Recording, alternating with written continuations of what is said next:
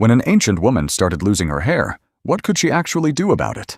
There were no modern hair treatments, no easy way to know why her hair was disappearing, and some ancient remedies were downright bizarre. So how did a woman deal with hair loss thousands of years ago? And what would she do if the hair simply kept falling? At first, she might try to hide it, pull thicker strands across thinner areas, cover her head, anything to make the change less obvious. But what if that stopped working? Her braids became thinner, more scalp began showing, and suddenly, someone else could notice. Now the problem wasn't private anymore. People could see it. But ancient people weren't completely helpless. In ancient Egypt, medical texts contain remedies intended to treat hair loss, and some of them sound almost unbelievable today. Animal fats were used in certain preparations.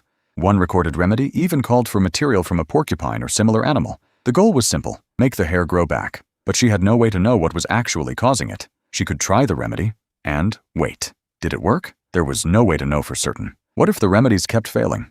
Ancient Egypt had one particularly interesting option: wigs. Wigs made from human hair have survived from ancient Egypt. But here's the important part. That doesn't mean every woman who wore one was hiding hair loss.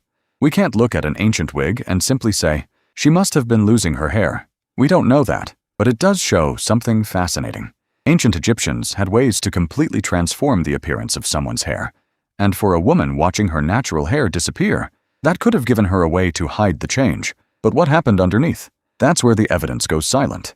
Ancient records give us recipes, objects, medical writings, but almost never the private thoughts of the woman living through it. We don't know if she was embarrassed.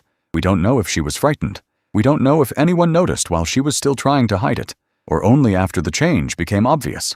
And now comes the frightening part. She checks her hair again and again, waiting for the falling to stop. But it doesn't. Another strand, then another. And suddenly the question isn't, how do I make my hair look better? It's, how much more am I going to lose? Thousands of years later, we understand far more about why hair loss can happen. But that ancient woman had something we sometimes forget.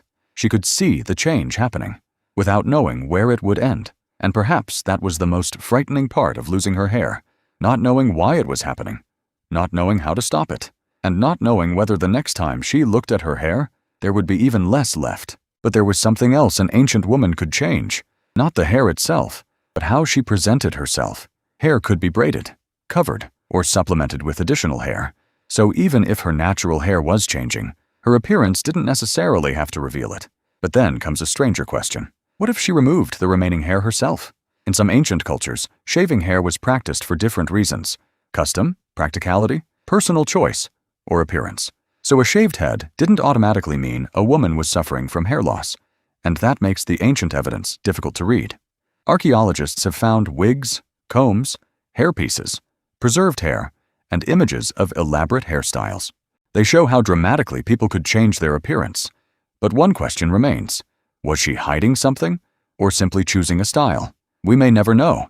And there was another possibility. What if she stopped trying to hide it altogether? There was no guarantee that a remedy would work, no way to know exactly how long the problem would last, and no certainty that her hair would ever return to what it had been. So eventually, she might have had to live with a version of herself she never expected to see. But did the hair loss actually stop? Did something she tried finally help? Or did she keep watching her hair become thinner? Ancient evidence can't give us that final answer. It preserved the remedies. It preserved the wigs. It preserved the hair. But not the woman waiting to see what happened next. Thousands of years later, we can still see the things ancient people used to deal with hair loss, but we can't see the moment she finally knew, whether her hair was coming back, or whether this was how she would look from now on.